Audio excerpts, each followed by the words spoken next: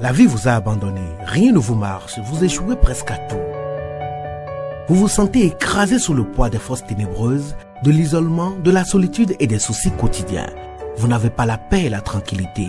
Vous avez besoin d'accompagnement pour atténuer vos souffrances, pour développer la force et la puissance qui vous habitent. Suivez tous les matins Maître Maoulian Justin Dongbaoundé, grand initié aux lois et secrets de la vie. Avec Maître Maoulian Justin Dongbaoundé, vous allez abandonner vos solutions individualistes, source de vos malheurs et de vos errements. Vous allez découvrir la pensée métaphysique, seul gage de notre sortie collective du gouffre. Vous allez retrouver le chemin du mieux-être et de la joie de vivre. Message du Maître, un espace commun aux bâtisseurs d'une vie heureuse sur la terre. Mesdames et messieurs, hommes et femmes qui peuplent la terre, mes frères et sœurs bâtisseurs de tous horizons, en vos différents grades, degrés et qualités. Je voudrais prendre ici la parole pour exprimer à chacun et à tous ma profonde et sincère reconnaissance pour vos soutiens de tous les instants.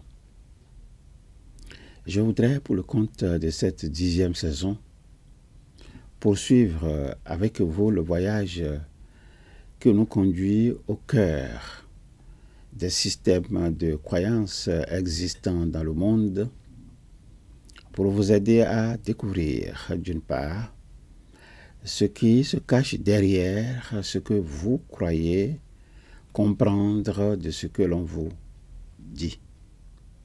Et d'autre part, vous aider à découvrir les effets de ces croyances qui existent dans le monde, découvrir leurs effets directs sur la vie des hommes et l'avenir des sociétés humaines, notamment celles d'Afrique. Dans mon message de ce jour, nous allons encore une fois donner la parole à Jean Meslier, que vous connaissez déjà, pour qu'il nous présente en deuxième partie la preuve qu'il a tirée des erreurs de la foi. Nous en avions parlé le 29 juin 2021 dans le message numéro 129 sous l'interrogation ci-après. Qui peut mieux que Saint Jérôme affirmer que les textes originaux du christianisme ont été corrompus et falsifiés? Dans mon précédent message, vous avez compris pourquoi Jean Meslier, en observant les pratiques développées dans presque toutes les religions à livre, a affirmé que les miracles et les prophéties ne peuvent servir de preuve et de témoignage assuré de la vérité. Les arguments qu'il a ici mis en jeu tirent leur essence de ce qu'il a appelé erreur de la foi. Il fait remarquer que ceux qui ont décrit la vie de Jésus-Christ se sont contredits très souvent et même très grossièrement. Puis il poursuit et constate que les adorateurs du Christ se donnent toujours des motifs pour se laisser embobiner, tromper et embrouiller. Dans son testament, il a structuré dans le chapitre 2, portant sur la deuxième preuve tirée des erreurs de la foi, page 13 et suite, ces arguments dont je vous donne ici lecture. Alors il dit ceci: à l'égard de celui dont il décrive la vie et les actions, s'il avait véritablement fait les miracles qu'il lui attribue, il se serait infailliblement rendu très recommandable par ses belles actions. Chacun l'aurait admiré et on lui aurait érigé des statues comme on a fait en faveur de Dieu. Mais au lieu de cela, on l'a regardé comme un homme de néant, un fanatique, etc. Joseph, l'historien, après avoir parlé des plus grands miracles rapportés en faveur de sa nation et de sa religion, en diminue aussitôt la créance et la rend suspecte, en disant qu'il laisse à chacun la liberté d'en croire ce qu'il voudra. Marque est bien certaine qu'il n'y ajoutait pas beaucoup de foi. C'est aussi ce qui donne lieu aux plus judicieux de regarder les histoires qui parlent de ces sortes de choses comme des narrations fabuleuses. Voyez Montaigne est l'auteur de l'Apologie des grands hommes. On peut aussi voir la relation des missionnaires de l'île de Santorini. Il y a 3 chapitres de suite sur cette belle matière. Tout ce que l'on peut dire à ce sujet nous fait clairement voir que les prétendus miracles se peuvent également imaginer en faveur du vice et du mensonge, comme en faveur de la justice et de la vérité. Je le prouve par le témoignage de ce que nos christicoles même appellent la parole de Dieu, et par le témoignage de celui qu'ils adorent. Car leurs livres, qu'ils disent contenir la parole de Dieu, et le Christ lui-même qu'ils adorent comme un Dieu fait homme, nous marquent expressément qu'il y a non seulement de faux prophètes, c'est-à-dire des imposteurs qui se disent envoyés de Dieu et qui parlent en son nom, mais nous marquent expressément encore qu'ils font et qu'ils feront de si grands et si prodigieux miracles que peu s'en faudra que les justes s'en soient séduits. Voyez Matthieu 24. De plus, ces prétendus faiseurs de miracles veulent qu'on y ajoute foi et non à ce que font les autres d'un parti contraire au leur, se détruisant les uns les autres. Un jour, un de ces prétendus prophètes nommé Sédécias, se voyant contredit par un autre appelé Michée, celui-là donna un souffle à celui-ci et lui dit plaisamment: par quelle voie l'Esprit de Dieu a-t-il passé de moi pour aller à toi? Voyez encore la suite de ce qui venait d'être dit. Mais comment ces prétendus miracles seraient-ils des témoignages de vérité, puisqu'il est clair qu'ils n'ont pas été faits? Car il faudrait savoir, 1. Si ceux que l'on dit être les premiers auteurs de ces narrations le sont véritablement. Il faudrait savoir, ça c'est une remarque qui fait. 2. S'ils étaient des gens de probité, dignes de foi, sages et éclairés, et s'ils n'étaient point prévenus en faveur de ceux dont ils parlent si avantageusement. 3. Ce qu'il faudra savoir, en 3e point, si ces gens ont bien examiné toutes les circonstances des faits qu'ils rapportent, s'ils les ont bien connus et s'ils les rapportent bien fidèlement. 4. Si les livres ou les histoires anciennes qui rapportent tous ces grands miracles n'ont pas été falsifiés et corrompus dans la suite du temps, comme quantité d'autres l'ont été. Que l'on consulte Tacite et quantité d'autres célèbres historiens au sujet de Moïse et de sa nation, on verra qu'ils sont regardés comme une troupe de voleurs et de bandits.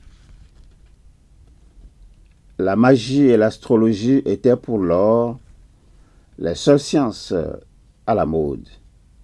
Et comme Moïse était, dit-on, instruit dans la sagesse des Égyptiens, il ne lui fut pas difficile d'inspirer de la vénération et de l'attachement pour sa personne aux enfants de Jacob, rustiques et ignorants, et de leur faire embrasser dans la misère où ils étaient la discipline qu'il voulut leur donner. Voilà qui est bien différent de ce que les Juifs et nos christicoles nous en veulent faire à croire.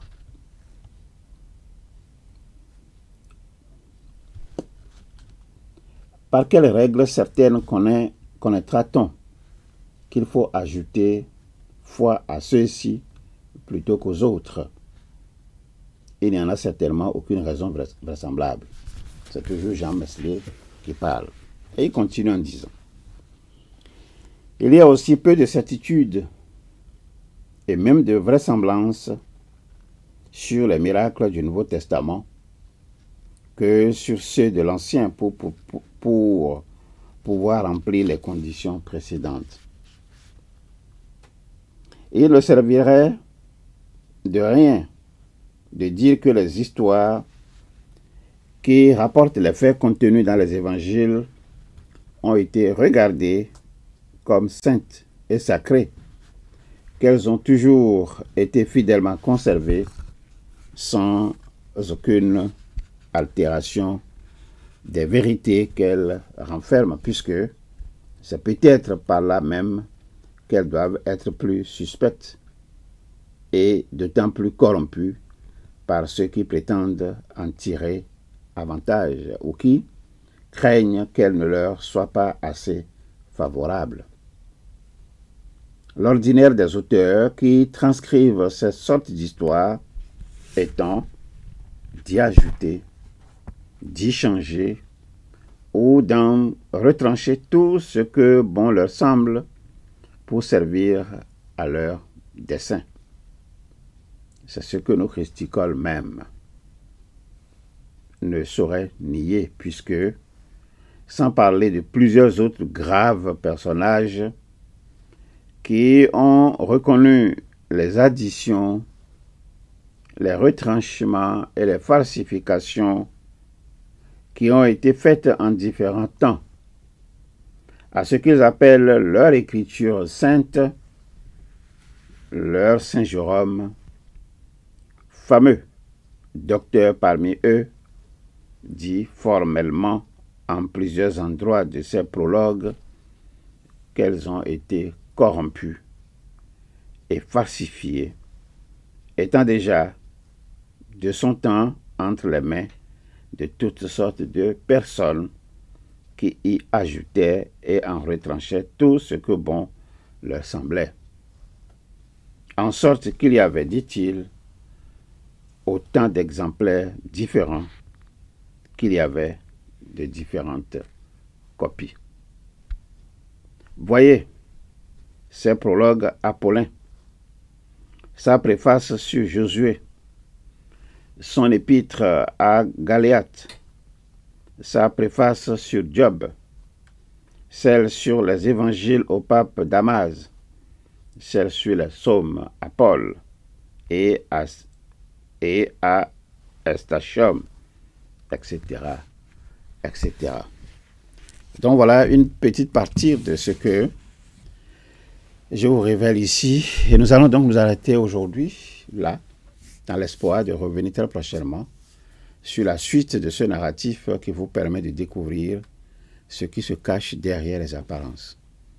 En attendant, je vous demande de continuer à vous familiariser avec cette invocation simple, invocation que vous connaissez déjà, mais que je vous invite à répéter chaque matin, 5 heures de préférence, et à intervalles réguliers de 2 heures jusqu'à 21 heures. À la fin, vous verrez les transformations que vous aurez subies. Répétez après moi. Au commencement était la pensée. Au commencement était la pensée.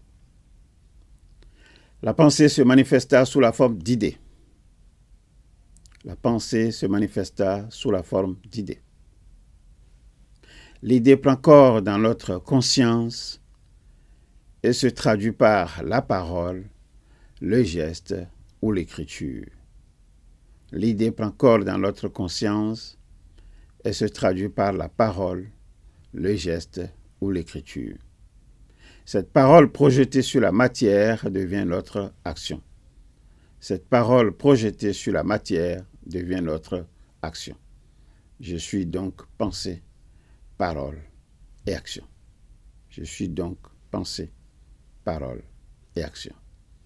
Alors, si regarder en arrière vous cause du chagrin et regarder en avant vous inspire de la crainte, je vous suggère tout simplement de regarder tout près de vous, à côté de vous. J'y suis. Je, c'est l'ISEP. L'ISEP pour vous accompagner dans vos désirs respectifs, d'apprendre à capitaliser ce qui vous permet de vous éloigner des systèmes d'endoctrinement et de falsification de la vérité.